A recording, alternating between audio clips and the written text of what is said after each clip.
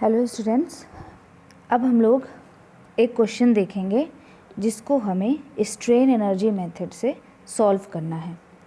अब देखिए, जो क्वेश्चन आपके सामने है उसमें है find the reaction of the propped, ये मतलब ये R का वैल्यू हमें कैलकुलेट करना है for the loaded propped cantilever shown in figure. तो देखिए, ये जो फिगर आपको दिख रहा है ये क्या है, एक प्रॉप्ड कैंटिलीवर है जिसमें से ए इंड जो है वो फिक्स्ड है, बी इंड पर सिंपली सपोर्टेड है और एक यूडियल लगा हुआ है पूरी स्पान में 20 किलो न्यूटन पर मीटर का, एक पॉइंट लोड लगा हुआ है 200 किलो न्यूटन का बी से 2 मीटर की डिस्टेंस पर और पूरा स्पान है 6 मीटर का। ये अगर आप देखें तो ये जो क्वेश्चन है वो आपका इनडिटर्मिनेट स्ट्रक्चर का है, क्योंकि देखिए फिक्स्ड पर दो रिएक्शंस हॉरिजॉन्टल एंड वर्टिकल और एक मोमेंट, मतलब टोटल अननोन जो है वो इधर साइड ए पर है 3। बी पर देखिए, बी पर हिंज है तो एक और दो रिएक्शंस अवेलेबल हैं, दो अननोन्स जो हैं वो हमारे पास अवेलेबल हैं। अब चूँकि ये जो है ये एक बीम है, जब बीम है तो इसमें हॉरिजॉन्टल रिएक्शंस को हम लोग ज़ीरो मान रहे हैं क्योंकि हॉरिजॉन्टल लोडिंग कोई नहीं है, तो ये फोर्स को हम लोग निगलेक्ट करेंगे और इस फोर्स को निगलेक्ट करेंगे। तो बचा क्या, दो फोर्सेस ए पर बचे अननोन और एक फोर्स बचा हमारा बी पर, मतलब टोटल 3 अननोन्स हमारे पास बचे। अब टोटल 3 अननोन्स हमारे पास हैं और अवेलेबल जो कंडीशंस हैं, इक्विलिब्रियम कंडीशंस हैं जो हमारे पास 3 होती हैं, कौन कौन सी होती हैं। वर्टिकल डायरेक्शन में फोर्सेस का समेशन इक्वल टू 0, मतलब सिग्मा बी इक्वल टू 0, और हॉरिजॉन्टल डायरेक्शन में फोर्सेस का समेशन इक्वल टू 0, मतलब कि sigma F X equal to 0। इसके अलावा किसी एक पॉइंट के अबाउट मोमेंट इक्वल टू 0, मतलब कि sigma M A equal to 0, ऐसे कह सकते हैं। तो जब हम लोग हॉरिजॉन्टल फोर्सेस को नहीं एनालिसिस में ले रहे हैं तो ये जो हॉरिजॉन्टल फोर्सेस का समेशन इक्वल टू 0 वाला जो पॉइंट था उससे हमें कोई एक्चुअल में अवेलेबल कोई इक्वेशन नहीं मिल पाएगी। तो इस तरह हमारे पास अवेलेबल इक्विलिब्रियम कंडीशन सिर्फ 2 हैं, जो कि क्या है, वर्टिकल डायरेक्शन में फोर्सेस का समेशन इक्वल टू 0 और किसी भी पॉइंट के अबाउट मोमेंट इक्वल टू 0। तो यानी जो इनडिटर्मिनेसी हमें यहाँ पर मिली वो है 1, यानी जो प्रॉप्ड कैंटिलीवर है वो डिग्री 1 की इनडिटर्मिनेसी कैरी करता है। अब हमें इस क्वेश्चन को स्ट्रेन एनर्जी मेथड से अगर सॉल्व करना है तो देखिए, इतना बात आपको पता होना चाहिए कि स्ट्रेन एनर्जी मेथड से सिर्फ डिटर्मिनेट स्ट्रक्चर सॉल्व हो सकते हैं, क्योंकि उसमें स्ट्रेन एनर्जी मेथड में डायरेक्टली स्ट्रेन एनर्जी का यूज़ किया जाता है डिफ्लेक्शन या कुछ और सॉल्व करने के लिए। तो ऑब्वियसली ये जो स्ट्रक्चर है वो स्ट्रेन एनर्जी मेथड से सॉल्व नहीं हो सकता, लेकिन इसमें भी और अवेलेबल हैं, जैसे कि कैस्टेग्लियानो सेकेंड थ्योरम का यूज़ हम लोग यहाँ पर कर सकते हैं। तो कैस्टेग्लियानो सेकेंड थ्योरम में भी स्ट्रेन एनर्जी के फॉर्मूले का यूज़ किया जाता है, वो स्ट्रेन एनर्जी मेथड नहीं है। हाँ, कभी कभी उसे स्ट्रेन एनर्जी मेथड का एक्सटेंडेड वर्जन बोल दिया जाता है, क्योंकि उसमें भी रिएक्शंस या मोमेंट कैलकुलेट करने के लिए स्ट्रेन एनर्जी के फॉर्मूले का यूज़ जो है वो किया जाता है। तो अगर आपसे अभी ये क्वेश्चन बोला जा रहा है कि स्ट्रेन एनर्जी मेथड से सॉल्व करना है, तो मतलब इस क्वेश्चन को आपको करना है कैस्टेग्लियानो सेकेंड थ्योरम से। और कैस्टेग्लियानो सेकेंड थ्योरम क्या कहता है कि किसी भी पॉइंट पर जो डिफ्लेक्शन है, उस जगह किसी भी जॉइंट पर जो डिफ्लेक्शन है, उस डिफ्लेक्शन को अगर हमें निकालना है तो टोटल जो स्ट्रेन एनर्जी है टोटल मेंबर की, उसकी स्ट्रेन एनर्जी कैलकुलेट करनी पड़ती है और उस स्ट्रेन एनर्जी का partial derivative with respect to that reaction हमें डिफ्लेक्शन की वैल्यू देता है। अब कोई भी जॉइंट या तो वो उसमें सिंकिंग हो सकती है या तो नहीं हो सकती है, 2 ही कंडीशंस होती हैं, ठीक है। तो अब इस क्वेश्चन में देखिए, क्वेश्चन में कहीं भी सिंकिंग के बारे में कुछ भी नहीं बोला गया है, मतलब कि ये जो क्वेश्चन हमारा है वो सिंकिंग का नहीं है। मतलब पॉइंट ए पर या पॉइंट बी पर दोनों ही जगह स्टोर्ड एनर्जी अगर हम लोग किस तरह निकाल पाते हैं तो उस स्टोर्ड एनर्जी का partial derivative with respect to R equal to होगा क्या, 0 के बराबर। तो चलिए इस क्वेश्चन को हम लोग सॉल्व करते हैं, और इस क्वेश्चन का हम लोग बेंडिंग मोमेंट डायग्राम और शेयर फोर्स डायग्राम भी बनाना सीखेंगे। तो इस क्वेश्चन को सॉल्व करने के दो तरीके हैं। सबसे पहले तो हमें इसे, चूँकि हमें क्या करना है, हमें लास्ट में यही फॉर्मूला यूज़ करना है कि deflection equal to partial derivative of strain energy stored with respect to that reaction equal to, चूँकि डिफ्लेक्शन ज़ीरो है इसलिए इक्वल टू ज़ीरो के बराबर रखना है। तो हमें स्ट्रेन एनर्जी पता होनी चाहिए। तो स्ट्रेन एनर्जी का फॉर्मूला अगर आपको ध्यान हो तो क्या होता है, integration of m² dx upon 2EI, चूँकि यहाँ पर सिर्फ मोमेंट की वजह से ही स्ट्रेन एनर्जी स्टोर हुआ है, एक्चुअल लोडिंग की वजह से कुछ भी नहीं है, इसलिए integration of m² dx upon 2EI। इसमें फिर हमें m की वैल्यू चाहिए होगी। जब m की वैल्यू चाहिए होगी और हम इस ये जो हमारे पास जो बीम है, जब हम लोग इसको देखते हैं तो m की वैल्यू कैलकुलेट करने के लिए इसमें दो तरीके हैं। पहली बात तो हमें ये देखना होगा कि देखिए b से लेकर c तक एक m का हमें अलग इक्वेशन मिलेगा और a से लेकर c तक हमें m का अलग इक्वेशन मिलेगा। तो सबसे पहले हम लोग b से c के बीच में स्टोर्ड एनर्जी को कैलकुलेट करते हैं। उसके लिए हमें करना क्या होगा, हमें एक x सेक्शन लेना होगा जो कि क्या है, b से x डिस्टेंस पर है, और उसको हम लोग अलग उसका फ्री बॉडी डायग्राम बना लेते हैं। तो देखिए जब हम लोग ऐसा करेंगे तो ये देखिए हमें इतना मिलेगा। इसमें हमने किया क्या, देखिए ये बीम है और इसमें वर्टिकल रिएक्शन जो है वो है, और जिसको हमने यहाँ पर रिप्रेजेंट किया है R से। ये यूडीएल 20 किलो न्यूटन का लगा ही हुआ है x डिस्टेंस पर। अब इस सेक्शन पर देखिए एक वर्टिकल फोर्स, एक हॉरिजॉन्टल फोर्स, एक मोमेंट, ये ऐसे हमें मिलेगा। चूँकि हम अब नेक्स्ट हमारा स्टेप क्या होगा, इसके about moment equal to zero लेना है। तो चूँकि ये और ये कुछ भी कंट्रीब्यूट नहीं करेगा, सिर्फ ये हो जाएगा क्या, mx, चूँकि mx क्या है, क्लॉकवाइज है mx, और ये यूडीएल की वजह से कितना मोमेंट आएगा, 20x²/2, और कैसा, क्लॉकवाइज, तो प्लस 20x²/2। इस रिएक्शन की वजह से r into X anti clockwise, मतलब माइनस का r into X equal to zero. तो यहाँ से हम लोग mx इक्वल टू ले सकते हैं, mx equal to rx minus का 10x। यही वैल्यू जो है आपको यहाँ पर, ये देखिए यही वैल्यू जो है आपको यहाँ पर मिलेगी। इसमें एक और चीज़ जानने वाली है कि ये जो हमने स्पान लिया, स्पान का एक पार्ट लिया, इस पे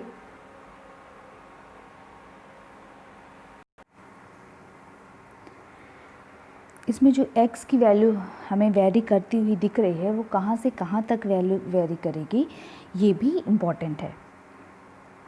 तो देखिए इसमें जो x की वैल्यू वेरी करेगी वो कहाँ से कहाँ तक, चूँकि हमने BC पार्ट के लिए लिया है और x जो है वो B से स्टार्ट हो रहा है, तो B पर x की वैल्यू है 0 और C पर पहुंचकर x की वैल्यू हो जाती है 2 मीटर। यानी जो x की वैल्यू जो वेरी करेगी वो वेरी करेगी 0 से 2 मीटर के बीच में। तो देखिए 0 से 2 मीटर के बीच में वेरी करेगी। अब हमें लिमिट्स भी पता हैं और mx का क्वेश्चन भी पता है, तो हम energy stored in CB part calculate कर सकते हैं। और एनर्जी का फॉर्मूला आपको पता होगा, integration 0 to L m² dx upon 2EI। तो इसमें m का जो फॉर्मूला, m का जो वैल्यू है वो देखिए क्या है, ये Rx माइनस 10x², तो m की जगह ये रख दिया, m² dx अपॉन 2EI। अब देखिए ये एक पार्ट जो है वो लगभग सॉल्व, एक पार्ट में स्टोर्ड एनर्जी जो है वो हमने कैलकुलेट कर ली है। अब दूसरे पार्ट में स्टोर्ड एनर्जी के बारे में थोड़ा सा डिस्कशन कर लेते हैं। ये जो पार्ट ए सी आपको दिख रहा है, ये पार्ट जो ए सी दिख रहा है, अब हमें इस पर स्टोर्ड एनर्जी निकालनी है, जिसके लिए हमें इस पार्ट में जनरेटेड मोमेंट के लिए एक इक्वेशन जो है वो बनाना है। हमारे पास यहाँ पर 3 ऑप्शन होते हैं, या तो हम x को इधर a से वेरी कराएं। जब ऐसा करेंगे तो हमारे पास जो इधर अननोन्स हैं, एक वर्टिकल एक मोमेंट, हमारे पास 2 अननोन्स होने लगते हैं। दूसरा तरीका क्या है कि हम लोग उसको b से वेरी कराएं। b से वेरी कराएंगे तो हमारे पास सिर्फ एक अननोन होगा। तो ये b से वेरी कराने वाला जो काम है वो हमारे लिए थोड़ा सा कम लेंदी है, क्योंकि अगर हम लोग a से स्टार्ट करेंगे तो हमें 2 दो वेरिएबल्स लेने होंगे, जबकि बी से स्टार्ट करने पर हमारे पास सिर्फ एक ही अननोन होगा और हमें उस अननोन की वैल्यू निकालनी ही है। ठीक है, तो अब हम लोग सेलेक्ट करेंगे, हम लोग उसको बी से स्टार्ट करेंगे। बी की साइड से स्टार्ट करने पर भी हमारे पास दो तरीके हो सकते हैं। या तो हम एक जो x है उसको हम b से ही स्टार्ट करें, मतलब ओरिजिन जो है वो b हो और फिर ओरिजिन जो है वो b हो, और जब बात ये b पर x की वैल्यू b पर 0 होगी, c पर पहुंचकर 2 हो जाएगी और a पर पहुंचकर क्या हो जाएगी 6 हो जाएगी। तो जब हम लोग ac पार्ट के लिए सॉल्व करेंगे तो वैरी करेगा 2 से 6 वैरी करेगा। या फिर एक और तरीका है कि हम लोग x को c से स्टार्ट करें, मतलब b साइड से ही मगर c से स्टार्ट करें, तो c पर वैल्यू होगी 0 और a पर पहुंचकर ये वैल्यू हो जाएगी 4। तो मतलब जब हम लोग c को ओरिजिन मानकर x को स्टार्ट करेंगे तो x जो वैल्यू होगी वो होगी 0 to 4 हो गए। अब देखिए जो हमने जो तीनों से ही आप किसी से भी सॉल्व करेंगे आपको सेम आंसर मिलेगा और सभी में आंसर सही होगा। तो अब हमने ये जो लिया है, इसका जो पार्ट लिया है उसमें हमने बी से स्टार्ट किया है, तो मतलब ज़ीरो से लेकर कहाँ तक वेरी करेगा 6 तक वेरी करेगा और 0 से लेकर 6 तक वेरी करेगा। लेकिन हमारा जो हमने पार्ट कंसीडर किया हुआ है वो ए से सी तक का है, मतलब कि 2 से लेके 6 तक वेरी कराना है हमें। ठीक है, क्योंकि ये जो 0 से लेके 2 तक वाला जो पार्ट है वो पार्ट हमारा सी बी है और वो सॉल्व हो चुका है। ठीक, तो देखिए हमारा x जो है वो 2 से लेके 6 तक वेरी करेगा। ठीक, तो इसमें हम लोग mx की वैल्यू निकालते हैं। अगेन यहाँ पर देखिए, यहाँ पर 2 मिलेगा, m ये हॉरिजॉन्टल वर्टिकल और m, तो इसके अबाउट मोमेंट इक्वल टू 0 लेंगे तो क्या हो जाएगा mx और ये 200 इंटू x माइनस 2, ये डिस्टेंस x माइनस 2 हो जाएगी। तो ये देखिए ये भी क्लॉकवाइज ही जनरेट करेगा, इस यूडीएल की वजह से भी क्लॉकवाइज ही जनरेट होगा। तो इस यूडीएल का क्या हो गया, जो यूडीएल का जो इंटेंसिटी है वो है 20, तो 20x²/2 और क्लॉकवाइज मतलब पॉजिटिव, तो देखिए पॉजिटिव। और ये जो रिएक्शन है वो क्या करेगा, एंटी क्लॉकवाइज क्रिएट करेगा, तो मतलब r इंटू एक्स माइनस का इक्वल टू 0 यहाँ से हमें क्या मिलेगा, mx इक्वल टू क्या मिलेगा, mx इक्वल टू rx, इधर गया rx माइनस ये कट गया 10 माइनस का 10x² माइनस का 200 इंटू एक्स और प्लस का ये 200 और ये 400 हो गया। तो इसके लिए भी हमें mx का वैल्यू जो है वो मिल गया। ठीक है, एक इक्वेशन हमें मिल गया। अब हमें अगर स्ट्रेन एनर्जी स्टोर्ड निकालना है तो AC पार्ट में stored strain energy equal to limits, lower limit से upper limit m² dx upon 2EI, और m की वैल्यू क्या हो जाएगी, ये वैल्यू है जो अभी अभी यहाँ पर कैलकुलेट हुई है, इसका स्क्वायर dx अपॉन 2EI। मतलब कि हमने क्या किया, हमने AC पार्ट और CB पार्ट में स्टोर्ड एनर्जी जो है वो कैलकुलेट कर ली है। तो अगर हमें टोटल बीम में स्टोर्ड एनर्जी चाहिए तो हमें दोनों में अलग अलग पार्ट में जो एनर्जी स्टोर हुई है उनका समेशन कर देना है। तो ये आपका AC पार्ट में स्टोर्ड एनर्जी है, ये आपका CB पार्ट में स्टोर्ड एनर्जी है। अब पॉइंट या जॉइंट B पर ध्यान देते हैं, तो पॉइंट B पर जो डिफ्लेक्शन है वो क्या है, 0 है। तो मतलब इस पूरी AB पार्ट में स्टोर्ड स्ट्रेन एनर्जी का partial derivative with respect to R reaction equal to क्या हो जाएगा, 0 के बराबर हो जाएगा।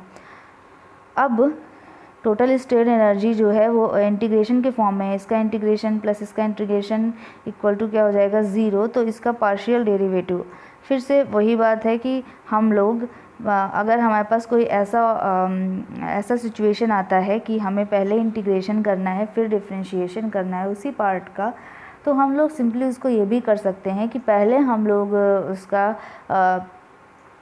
डिफरेंशिएशन कर दें और फिर इसके बाद उसका इंटीग्रेशन कर दें, हमें वैल्यू जो है वो सेम मिलेगी। तो देखिए हम इसमें पहले हम लोग इसमें डिफरेंशिएशन किया, हमने डिफरेंशिएशन किया तो ये इस पूरे को अगर हम t माने तो t² तो मतलब 2t मिल गया। अब इस पूरे का differentiation with respect to r, तो इस ये तीनों टर्म 0 हो जाएगा और ये rx का partial differentiation with respect to r equal to हो जाएगा क्या, x। सेम इसी तरह दूसरा पार्ट देखिए, दूसरे पार्ट में भी ये t, अगर इसको हम लोग t माने तो 2t। अब ये जो वैल्यू है rx माइनस 10x स्क्वायर, इसका partial derivative with respect to r, तो ये तो पूरी तरह ज़ीरो हो जाएगा। rx का क्या मिल जाएगा, x हमें मिल जाएगा। तो देखिए, और इक्वल टू क्या हो जाएगा, ये इक्वल टू ज़ीरो के बराबर हो जाएगा। अब हमने पार्शियल डिफरेंशिएशन जो है वो कर लिया है, और अब हमें क्या करना है, इसमें इंटीग्रेशन करना है। इससे पहले हमें 2 से 2 कैंसिल हो जाएगा, 2 से 2 कैंसिल हो जाएगा, ei को कॉमन ले लीजिए और ज़ीरो की साइड भेज दीजिए तो हो जाएगा ज़ीरो के बराबर। तो अब हमारा जो बचा, ये सिर्फ इतना पार्ट बचा, इतना पार्ट इधर, इतना पार्ट इधर, और इसका हमें क्या करना है, इंटीग्रेशन करना है। लिमिट्स कहाँ से कहाँ तक हैं, इस पार्ट में जो फर्स्ट पार्ट है उसमें 2 से 6 है, और सेकंड पार्ट में 0 से 2 है। तो अब देखिए, आर एक्स स्क्वायर है तो R X cube by 3, X cube है तो एक्स की पावर 4/4, एक्स स्क्वायर है तो एक्स क्यूब बाई 3, एक्स है तो एक्स स्क्वायर बाई 2। सेम इसी तरह एक्स स्क्वायर है तो x cube by 3, X cube है तो एक्स की पावर 4/4। ये हमें मिलेगा लिमिट्स 0 से 2, इधर 2 से 6। अब लिमिट्स रख देते हैं, तो देखिए r/3 एक्स क्यूब में है तो 6 का क्यूब माइनस 2 का क्यूब, इसमें एक्स की पावर 4 है तो 6 की पावर 4 माइनस 2 की पावर 4, एक्स क्यूब है तो 6 की पावर 3 माइनस 2 की पावर 3, एक्स स्क्वायर है तो 6 का स्क्वायर माइनस 2 का स्क्वायर, इसमें एक्स क्यूब है तो 2 से लेके 0 मतलब 2 का क्यूब, और इसमें एक्स की पावर 4 है मतलब 2 की पावर 4 इक्वल टू 0। और इसमें अगर आप देखें तो आपके पास सिर्फ एक अननोन है r, और यही अननोन इधर इधर भी है r, बाकी सब कुछ वैल्यूज़ हैं, डिजिट्स हैं। तो अब हम लोग इसको सॉल्व करेंगे, और जब हमने सॉल्व किया तो देखिए हमें r का वैल्यू क्या मिला, ये मिला 148.7037 किलो न्यूटन। ठीक है, अब चूँकि हमें ये वर्टिकल रिएक्शन जो है एक मिल गया है। वैसे तो जितना क्वेश्चन में हमसे पूछा गया था, अगर आपको ध्यान हो तो जो क्वेश्चन में हमसे पूछा कि जो क्वेश्चन में हमसे पूछा गया था वो सॉल्व हो चुका है। मतलब देखिए, इसमें जो हमें पूछा गया था वो सिर्फ फाइंड द रिएक्शन ही पूछा गया था प्रॉप्ड पे, तो ये प्रॉप पे रिएक्शन आर है और आर की वैल्यू हमने फाइंड आउट कर ली है। लेकिन अब हम लोग इसका BMD और SFD बनाना भी सीखेंगे, मतलब बेंडिंग मोमेंट डायग्राम और शियर फोर्स डायग्राम बनाना भी सीखेंगे। तो अब देखिए, ये हमने इस स्ट्रक्चर को दोबारा लिया है, जो हमारे पास नोन वैल्यूज़ हैं उनको लिख दिया है। अब हमारे पास VA और MA दो वैल्यूज़ जो हैं वो हमें निकालनी है। तो अगर हम लोग वर्टिकल फोर्सेस का समेशन इक्वल टू 0 करें तो ये क्या मिलेगा हमें, ये देखिए, ये अपवर्ड मतलब VA प्लस ये 148 वैल्यू, ये वैल्यू इक्वल टू क्या हो जाएगा, ये डाउनवर्ड मतलब 200 प्लस ये UDL की वजह से 20 × 6, तो दिस वैल्यू VA की वैल्यू हमें मिल जाएगी, और वो कितनी आई 171.296 किलो न्यूटन।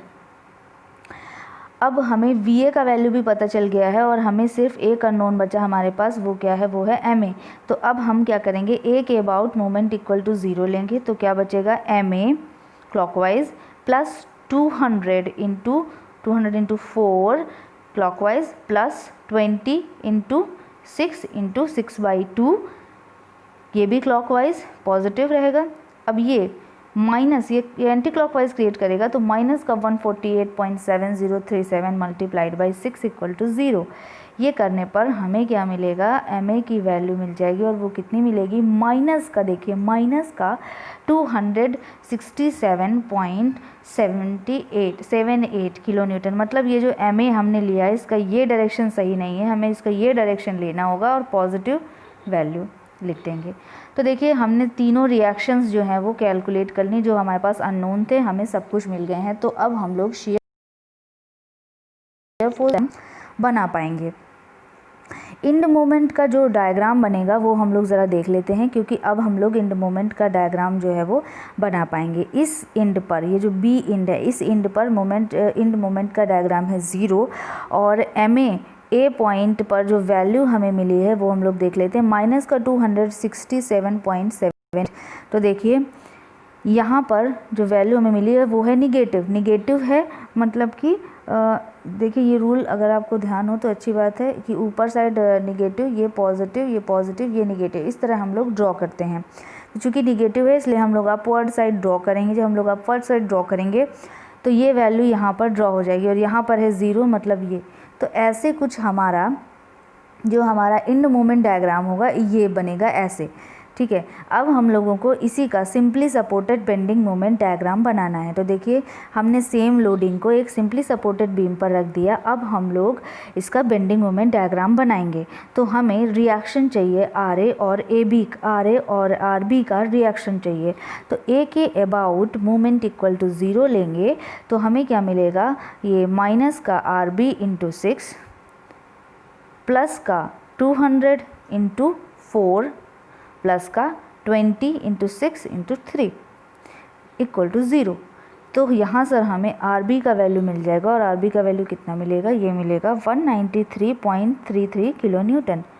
अब इसके बाद हम लोग वर्टिकल फोर्सेस का समेशन इक्वल टू 0 मतलब RA plus RB equal to 200 plus 20 into 6 के बराबर कर देंगे। RB का वैल्यू हमने कैलकुलेट कर लिया है तो RA का वैल्यू जो है वो कैलकुलेट हो जाएगा। और देखिए RA का वैल्यू जो हमें मिला वो मिला 126.67 किलो न्यूटन।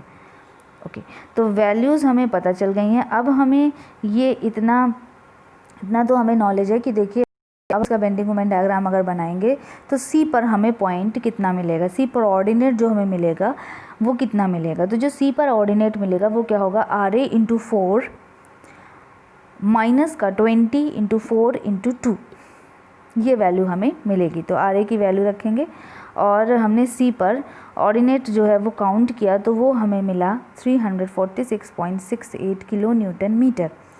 अब ये जो डायग्राम बनेगा वो देखिए simply supported bending moment diagram जो है वो ऐसा बनेगा। अब ये ना ही पैराबोला है और ना ही एक लीनियर है, क्योंकि पॉइंट लोड और UDL दोनों लगा हुआ है तो ये एक हमें कंबाइंड फॉर्म दिखता है। तो देखिए अब जो डायग्राम हमें टोटल जो बेंडिंग मोमेंट डायग्राम जो इस इनडिटर्मिनेट स्ट्रक्चर का बनाना है वो हमें क्या मिलेगा, दो तरीके के डायग्राम का सुपर इम्पोज डायग्राम होता है। और वो दोनों डायग्राम होते कौन से हैं, एक इंड मोमेंट डायग्राम, एक बेंडिंग मोमेंट डायग्राम। तो देखिए इंड मोमेंट डायग्राम जो ये है ये इंड मोमेंट डायग्राम है और जो बचा वो बेंडिंग मोमेंट डायग्राम है। इसको हम लोग अलग कलर से शो कर देते हैं। ये आपका simply supported bending moment diagram है। अब एक एक पॉइंट ले लेते हैं, उस पॉइंट पर हमें कितना ऑर्डिनेट मिल रहा है वो हम लोग देख लेते हैं। तो देखिए A पर बेंडिंग मोमेंट डायग्राम की वजह से ऑर्डिनेट है 0,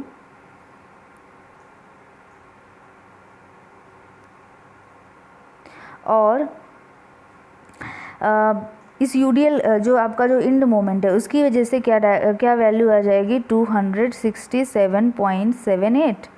अब ये चूँकि ये ऊपर की साइड है इसलिए ये पॉजिटिव की तरह ट्रीट होगा। तो जब 0 माइनस कर देंगे तो पॉजिटिव हो जाएगा क्या, माइनस, और वैल्यू मिल जाएगी क्या हमें, निगेटिव का 267.78। ठीक, अब देखिए अब हमें क्या करना है, हमें ये देखिए यहाँ पर हायर ऑर्डिनेट कितना है 346.68 है। और इसी जगह पर जो यहाँ पर जो वैल्यू है ये जो वैल्यू है ये जो ट्रायंगल बना हुआ है, मतलब ये जो आपका इंड की वजह से जो डायग्राम है उसकी जगह से ये 1 के बाद कितना ऑर्डिनेट होगा ये हमें निकालना होगा। तो लीनियरली वेरिएट हो रहा है, मतलब x/1 इक्वल टू 267/4। तो ये वैल्यू x की हमें मिली और s की हमें वैल्यू कितनी मिली, ये 66.946 किलो न्यूटन मीटर, ये इंड मोमेंट की वजह से। और इसी पॉइंट पर जो हमारा बेंडिंग मोमेंट की वजह से जो ऑर्डिनेट मिला है वो हमें मिला है 346.67। तो एक्चुअल जो बेंडिंग मोमेंट हमारा बनेगा वो बी मोमेंट की वजह से बेंडिंग मोमेंट माइनस का इंड मोमेंट उसी पॉइंट पर इक्वल टू ये वैल्यू हमें मिलेगा। और ये वैल्यू क्या मिली हमें, एक पॉजिटिव वैल्यू मिली, तो 269.735। तो देखिए यही वैल्यू यहाँ पर लिखा हुआ है। इस तरह ये जो हमें रिज़ल्ट मिला ये हमारा रिक्वायर्ड BMD है। अब हमें SFD यानी शेयर फोर्स बनाना है। तो देखिए शेयर फोर्स डायग्राम के लिए हमें ये पूरी बीम एक बार देखनी होगी। ये बीम ऐसे, ये बीम है, ठीक है। तो इस बीम पे देखिए इस जगह जब हम लोग इस पॉइंट पर हैं तो ये इस जगह पर जो शेयर फोर्स का ऑर्डिनेट होगा वो इक्वल टू VA के बराबर होगा और पॉजिटिव वैल्यू होगा। तो VA की जो वैल्यू हमें मिली है वो VA इक्वल टू क्या है, VA इक्वल टू क्या है, ये है 171.296। तो ये देखिए पॉजिटिव साइड जो है वो इतना गया 171.296। अब देखते हैं पॉइंट सी के जस्ट पहले, ये जो है ये आपका डायग्राम है, ये पॉइंट सी के जस्ट, ये पॉइंट सी है, इस पॉइंट सी के जस्ट पहले मतलब इधर इस जगह पर जब हम लोग देखेंगे तो क्या मिलेगा हमें, VA माइनस 20 × 4 ये वैल्यू हमें मिलेगी। तो देखिए यहाँ पर जो शेयर फोर्स का ऑर्डिनेट हमने लिया वो क्या मिला, ये देखिए ये वैल्यू, ये पूरी वैल्यू माइनस 20 × 4 इक्वल टू ये वैल्यू हमें मिली। अब चूँकि ये यहाँ से लेकर यहाँ तक कम हुआ है तो हम लोगों ने क्या किया, इसको देखिए यहाँ से लेकर यहाँ तक इसको लीनियरली ऐसे वेरिएट करा दिया।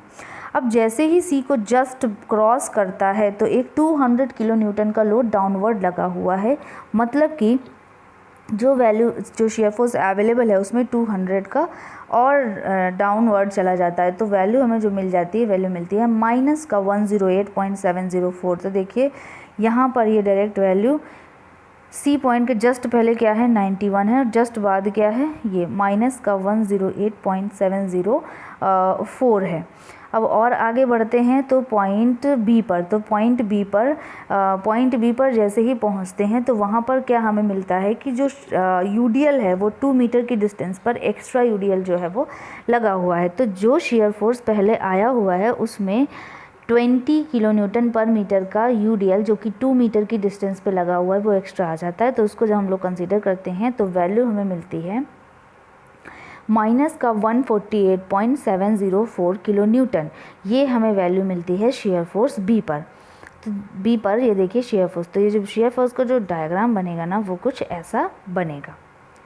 ठीक, आई थिंक आप लोगों को ये क्वेश्चन जो है वो समझ में आ गया होगा। अगर कुछ नहीं समझ में आया है तो आप लोग मुझे कमेंट इस पर कर दीजिए तो मैं आपको बता दूँगी। Thank you so much.